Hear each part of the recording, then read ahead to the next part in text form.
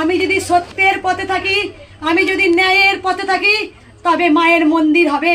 কারণ যারা মন্দিরটাকে আটকানোর জন্য শত চেষ্টা করেছিল, যারা আমাদেরকে মেরেছিল, জুতো দিয়ে জুতো মারলি মারা হয় না, মুখ দিয়ে অভিশাপ দিলি অভিশাপ দেওয়া হয় না, ভেতরে একটা হাই থাকে, সেই হাইটাই লেগে যায়। কারণ মায়ের মন্দির হলে পারেই অনেকের অনেক নিজের গালে নিজে কি পড়বে এবার সবাই বুঝে নেবে। কারণ মায়ের মন্দির আটকানো ক্ষমতা নেই, থাকবে না। রানী রাসমণির ছিল অর্থ বল, আমার আছে ভক্তের বল। কারণ এত মারধর করার পরও, এত কটু কথা ভিডিও করার পরও, কারণ ভক্ত কিন্তু দিনের পর দিন বেড়ে চলেছে।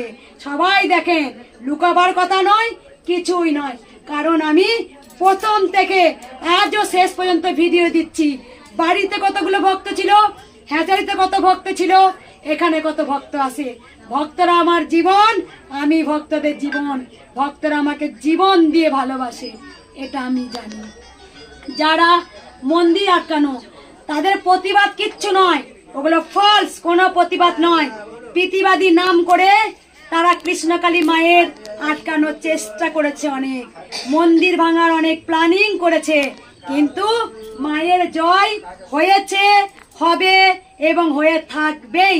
মায়ের নাম জয় কৃষ্ণকালী মায়ের জয়, এটা আটকানোর ক্ষমতা কারোর নেই।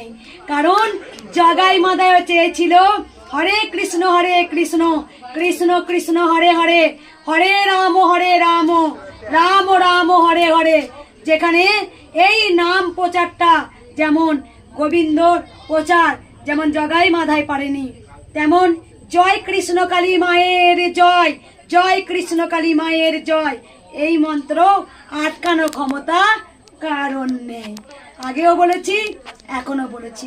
কারণ আমি অনেক ইউটিউবারকে জানি, কিন্তু আমি মুখে কোনোদিন